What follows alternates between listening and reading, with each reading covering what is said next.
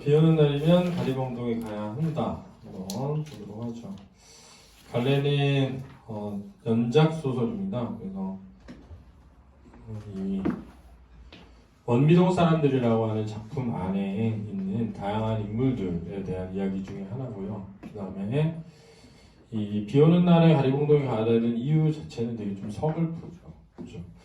그래서 도시 빈민의 삶을 다루고 있고 도시 빈민의 어떤 서글픈 삶, 또 그 안에 있는 소시민적 태도 이런 걸 비판하는 그런 내용을 담고 있어서 성격이 사실적이면서 좀 비판적이고 성찰적입니다. 1980년대 부천 원미동의 변두리, 사실 이제 이게 부천이라는 곳이 서울 도심에서 떨어져 있는 변두리거든요. 변두리에서 살아가고 있는 가난한 사람들의 삶의 모습을 드러내고 있습니다. 주제는 이제 편견으로 인한 오해, 그러니까는 이런 일을 하는 사람에 대한 어떤 편견, 그 편견으로 인한 오해, 그 안에 드러나는 소심적 태도, 약간 이기적이고 자기 생각 위주로 하는 그런 것들을 다루고 있습니다. 다양한 행동을 통해서 사건이 전개되고 있고요. 각본의 줄거리 보면 그의 가족은 지금 살고 있는 집으로 이사 온 지 얼마 안 되었는데 어느 날 목욕탕 배수관에 문제가 생겨서 수리를 합니다. 집을 구축 씨가 소개한 임 씨에게 일을 맡기는데 그는 원래 연탄 장수지만 연탄이 안 팔린 여름에는 이런 일을 생계를 꾸리는 사람이죠. 이에 그 아내는 임 씨를 못 믿어합니다. 그렇죠? 물론 이제 뭐 근거가 있냐 없냐 이렇게 돼 있을 때 근거가 아예 없는 건 아니죠. 원래 이 일을 하던 사람은 아니니까. 그러나 그렇다고 해서 근거가 있다라고 할 수도 없어요. 왜냐하면 직접 본 게 아니니까. 편견이죠. 안 하던 사람 못할 거야. 그러니까 편견이잖아. 성실하지 못한 젊은이 한 명을 대동하여 공사를 하는 동안 부부는 그들에게 불신과 경멸의 시선을 보냅니다. 이게 편견이죠. 하층 계층에 대한 편견이 있어요. 이런 게. 그러나 예상과는 달리 임시 간단하고 깔끔하게 공사를 마치는데 그의 아내는 견적서의 계약대로 돈을 주기 아까운 생각으로 옥상 수리를 부탁하게 됩니다. 자연에서 소심인적 태도가 드러나죠. 그렇죠? 여름에 비도 잦은데 그러면 일을 못해서 어쩝니까? 비가 오면 비가 오는 대로 할 일이 습죠. 흑손을 내두르는 그의 손놀림은 더욱 빨라졌다. 그래서 주위가 군청빛 들어오고 있었다. 이런 데서 이제 시간의 흐름이 드러나고요. 비가 오면 또 다른 거리가 있어요. 비 오는 날에는 가리봉동에 합니다. 이게 이제 제목이고요. 이 제목의 의미가 담고 있는 것은 어떤 가난한 서민의 삶을 더 슬프게 만드는 이기적 태도를 비판하는 겁니다. 그렇죠? 왜냐하면 이 공장 사장이 더 크게 잘 돼가지고 가면서 돈을 안 갚은 거 아니에요, 그지? 독재 욕심 유발하고요. 가리봉동에 사장은 몰라도 됩니까? 아무튼 비가 오면 난 가리봉동에 갑니다. 여기까지는 아직 서로 관계가 그지 친밀하지 않은 관계에 있기 때문에 말을 하지 않은 거죠. 나중에 가면 이제 친밀해지면서 말을 합니다. 임씨가 잠시 일손을 멈추고 알 수 없는 표정을 지었다. 이렇게 힘든 일을 매일같이 계속했다면 비 오는 날을 쉬어야 할 게 아닌가? 라고 말해주려다가 그는 입을 다물어 버렸다. 배려죠. 누구도 쉬고 싶지 않을 거냐는 하루 특기는 라면으로 배를 채우는 식구들을 거느린 가장으로서 어찌 비 오는 날이라고 해서 아랫목에 뒹굴기만 하겠냐는데 생각이 전득 가장이다. 그래서 시점은 이제 전지적 작가 시점인데 특정 인물의 시각에서 사건을 다루고 있어서 선택적 전지적 작가 시점의 특징이 드러나죠. 그의 입장에서 이야기를 전달하고 있어요. 간단하게 계획했던 옥상의 공사는 의외로 시간을 끌었고요. 홈통으로 물이 잘 빠질 수 있도록 경사면도 맞춰야 되고 깨놓은 자리와 기왕인 자리 임새가 물이 새지 않도록 그러다 보니까 더 깨야 되는 부담도 잇따랐다. 이미 밤은 시작된 것이니 짐이 없어서 다를 바 없어. 이웃집 창문에 하나도 불이 밝혔었다. 그런데 임씨는 만족하고다 싶을 때까지 일손을 놓고 싶지 않은 모양이었다. 자, 이런 데서 임씨의 성격이 드러납니다. 꼼꼼하고 치밀하고 완벽함을 추구하죠. 그러니까 생각했던 것과는 정반대예요. 흑해버리고 또 새로 흑손질을 거듭하곤 했다. 옆에서 보고 있자니 임씨는 도무지 시간 가는 줄 모르는 사람 같았다. 그가 볼 때, 눈치죠. 그가 볼 때 임씨가 몇 번이나 옥상에 얼굴을 내밀고 이래 진척상을 살피다 안 해도 마침내 질렸다는 듯 대강해주세요. 날이 어두웠는데 어서 내려오라고요.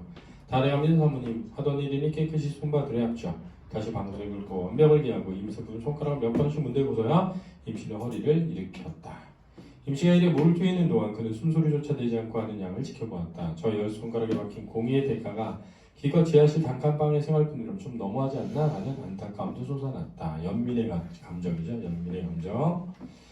목욕탕 일도 그렇지만 이 사람의 손은 특별한 데가 있다는 느낌이었다. 프로페셔널하다는 거예요. 전문성이 드러난다. 자신이 좀 모르고 있는 일감에 한시 틈도 없이 밀착되어 날렵하게 움직이는 임시의 손가락 이상이 무엇이었다. 처음엔 이 사내가 견적대로 돌다 받기가 민망해 무정지어 보이는 일부러 열정이라고 여겼다. 편견에 의한 오해죠.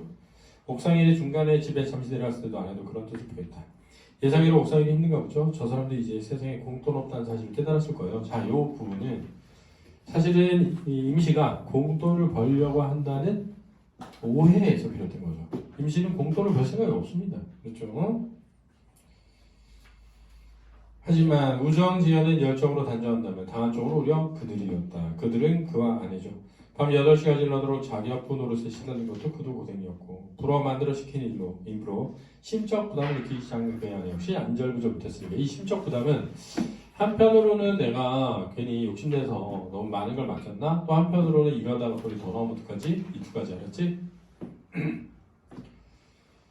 시간이 벌써 이렇게 되었나요? 우리 사모님 너무 늦게까지 고생한 거 고생 많으십니다. 사장님은 더 말할 것도 없고 참 죄송하게 되었습니다.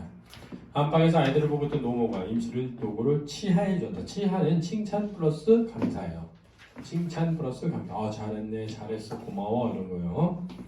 젊은 사람이 일도 참 잘하네. 늦으면 내일 쉬었다 하면 좋을 기구만. 일 무서운 줄 모르는 거 보니 앞으로 잘 살기로 덕담이죠, 덕담. 노모의 덕담을 임시는 무릎을 꿇고 두 손을 짚은 채 들었다. 예를 들어서 임시의 성격이 드러나죠. 공손하죠, 공손함. 어른을 공경하고요.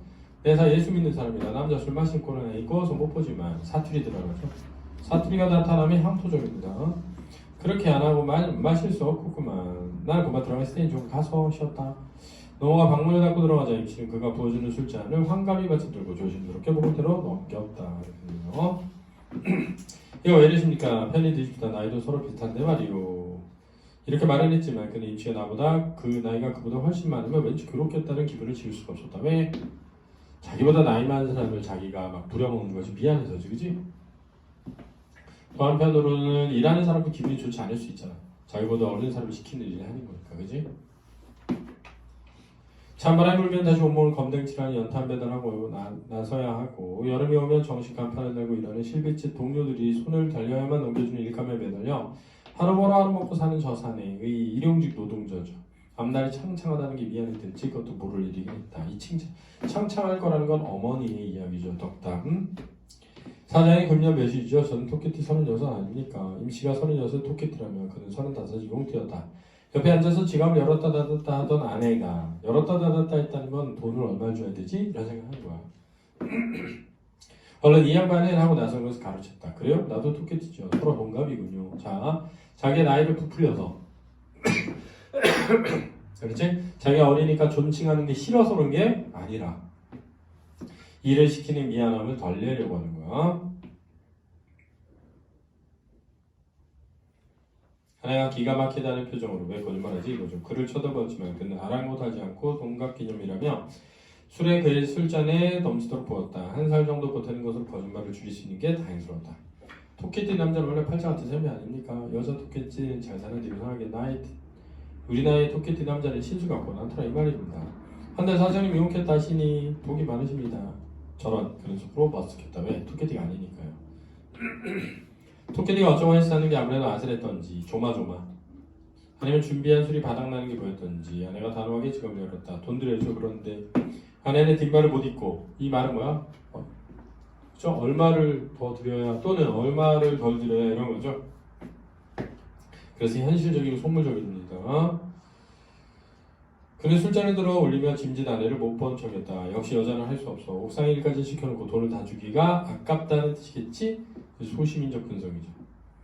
그는 아내가 제발 딴소리 없이 20만 원에서 2만 원 모자라는 견적 다 내놓기를 빌었다. 그때 임시가 먼저 손을 휘휘 줬고 사원이 내 뽑아내린 견적서 좀 줘보시오. 톤이 좀 틀려줄 겁니다. 아내가 손에 쥐고 있던 견적서를 내밀었다.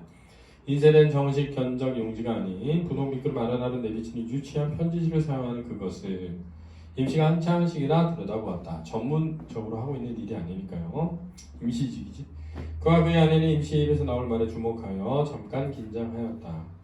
술을 마셨더니 눈으로 계산이 잘 안되네요. 임시는 분홍 편지 위에 엎드려 아라비아 숫자를 더 빼고 줄을 긋고 있다. 그는 빈 술병을 겨우 반잔을 채우고 서둘러 잔을 비웠다. 임시 머릿속을 굴러다니고 있을 숫자에 잔뜩 애를 태우고 있는 스스로가 정말이지 역겨웠다. 그는 이기적이고 소시민적인 자신에 대한 성찰이죠. 됐습니다 사장님. 이게 말입니다. 처음에 파이프가 어디서 했는지 모르니까 전체 뜯을 작정으로 견적을 뽑았죠. 아까도 말씀드렸지만 일이 썩 간단하게 됐다 이 말입니다. 그래서 노임에서 4만원 빠지고 시멘트도 안 들었고 뭐래도 쓰레기 치울 용달차도 빠지고 타일도 반도 못 썼으니까 이렇게 빠지고 임시가 볼펜심으로 쿡쿡 찔러가면 조목조목 남는 것을 설명했지만 그 얘기는 제대로 들리지 않았다. 왜? 예상과 반대로 흘러가서 그지? 예상과는 전혀 딴 판으로 흘러가서 뭔가 단단히 잘못했다는 기분, 이게 아니다 하는 느낌이 어깨에 뻐근함과 함께 그를 짓누르고 있을 뿐이었다. 미안함과 죄책감이야. 그렇지? 의심했던 자신에 대한. 그렇게 해서 모두 7만 원 되게 줍니다. 선언하던 임시가 부동편지지를 내밀었다. 놀란 건 그보다 아내가 심했다. 분명 7만 원 소리가 믿기지 않았다. 그럼 옥상에 들어간 재료비 여기 다 있습니다. 그걸 몇 푼 되나요? 그럼 우리가 너무 미안해서 아내가 이번에 호소하는 눈빛으로 그럴 것 같다. 할 수 없이 그가 끼어들었다. 계산 다시 해봐요. 처음에 18만 원이라고 하지 않았소. 이거 돈을 더 내겠다 그 말입니까? 아이 사장님도 제가 어디 꽁일 해줬나요? 조목조목 다 계산해 넣었습니다. 옥상이란 품값은 제가 서비스로다가 서비스.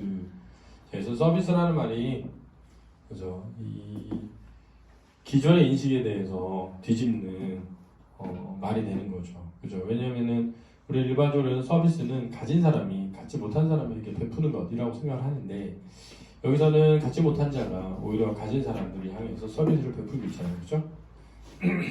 그는 아연에서 임시의 말을 되받았다.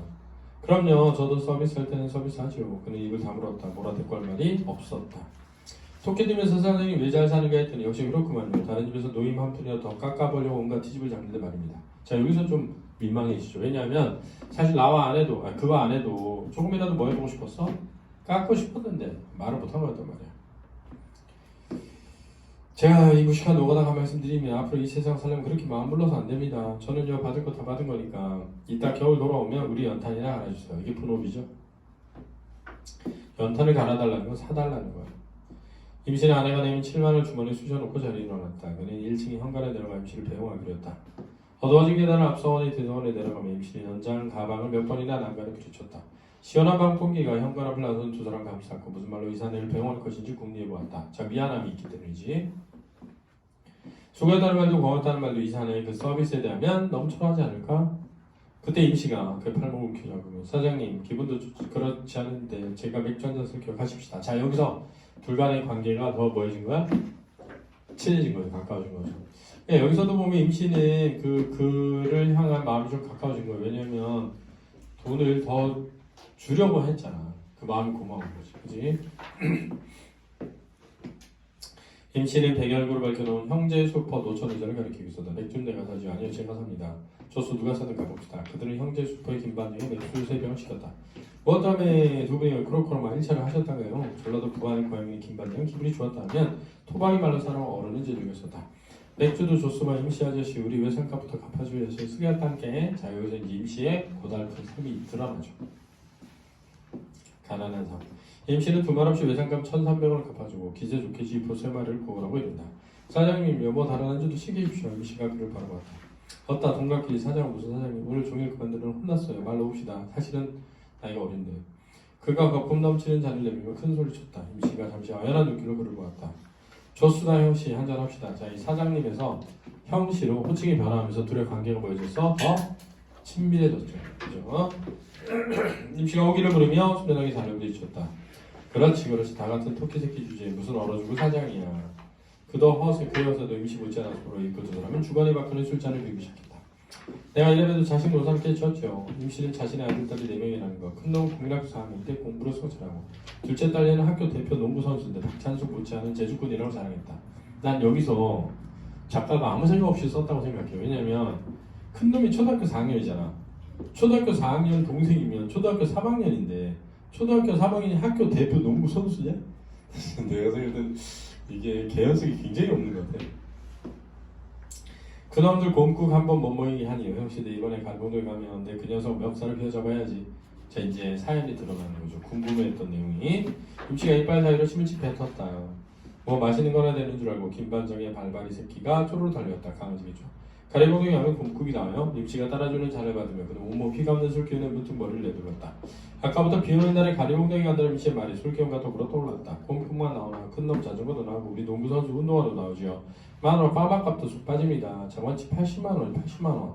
세타 공장 하던 놈한테 1년 내내 연탄을 대줬더니 이놈이 연탄값 떼먹고 야반도 째지요. 공장이 망했다고 엄살 까길래 내 마음도 추악했어. 근데 형씨 그놈이 가져온데서 더 크게 공장을 차리지 뭡니까? 우리 노관아들 출신이 하행해서 그런 소식들 제걸 들어오죠 뭐. 그럼 받아야지. 안 받아 말고. 그는 딸꾹질을 시작했다. 임씨에게 술을 붓는 손도 정처없이 들렸다. 자 여기서 이제 자 진짜 있는 놈이 더 한다고죠? 한 달 내내 연탄 대줬는데 그거 떼먹고 달아난 거야. 그래서 이 가난하게 살아가는 삶의 고달픈 삶의 모습이 부각되어서 잘 드러난다라고 하겠습니다. 뒷부분의 줄거리 읽어보시면 되겠습니다. 그렇죠? 수고하셨습니다.